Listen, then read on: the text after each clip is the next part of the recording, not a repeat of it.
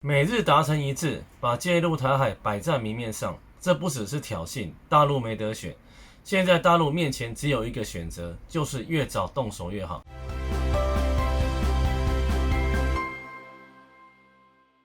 各位好，我是台湾青年联合会理事长何义成。在美日2+2会谈上，美国和日本达成一致，公开将最大战略威胁的名头扣在了中国头上。日本更是强调，中国所带来的挑战是前所未有的。美国和日本公然加剧与中国的对抗形势，明显是不想留一点余地，彻底将与中国展开全方位对抗摆在明面上。而美国和日本摆在明面上的，又何止是与中国展开全方位对抗？既然美国和日本要不遗余力地与中国展开对抗，那自然不会放过中国的台海问题。在中国经济腾飞、军事力量快速增强的背景下，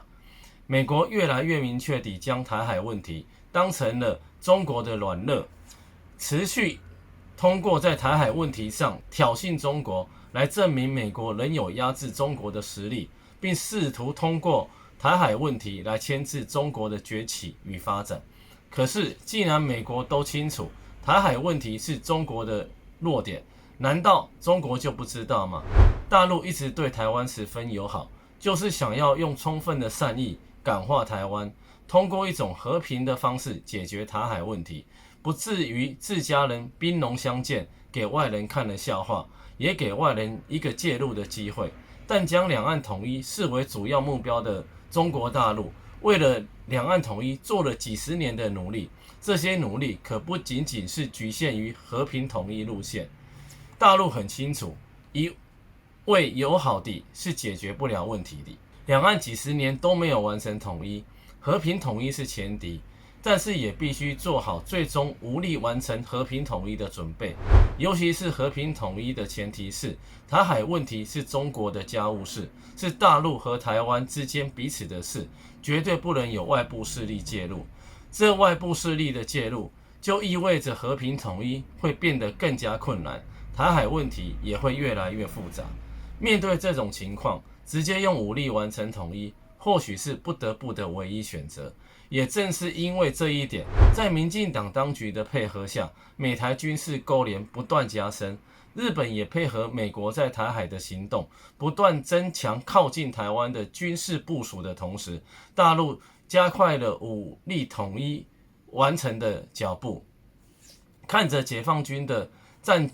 机距离台湾越来越近，战机规模也越来越多，为了应对攻台可能面临的一系列问题，解放军不断展开相应的战术训练，从来都不是简单地吓唬台湾，更不是单纯的要给台独分子施压。就好比不久之前，解放军没有任何征兆，就直接在台湾周边展开了大规模军事行动，数十架战机直扑台湾周边空域，这基本上就是一场实战演练，只是当时解放军没有对台湾动手而已。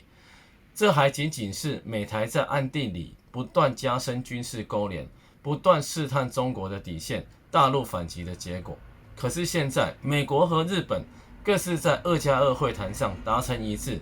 把介入台海摆在明面上。美国和日本强调将联手维护台海和平稳定，而美国和日本口中的台海和平稳定，从来都不是真正的和平。美国和日本想要的就是给大陆施压，阻止大陆用武力来完成两岸统一，然后在心向美国又大力主张以美谋独的民进党当局领导下，一步步将台湾送给美国。到时候，美国说不定还会对大陆双手一摊，说自己也不想要台湾，奈何台湾偏要往美国怀里钻。再加上美国和日本把介入台海摆在明面上的时候，不断强化导弹防御能力，快速增强夺岛作战能力，就说明美国和日本的行为不只是挑衅，而是真有介入台海的想法和做法。所以大陆已经是没得选，现在大陆面前就只有一个选择，直接放弃越来越渺茫的和平统一，直接准备用武力完成两岸统一，并且还是越早动手越好。不然随着外部势力的不断介入，台海问题只会越来越复杂，和平统一的成本也将越来越高，武力完成统一的难度也会更大。好了，本期内容就到这里，谢谢大家收看，我们下期再会。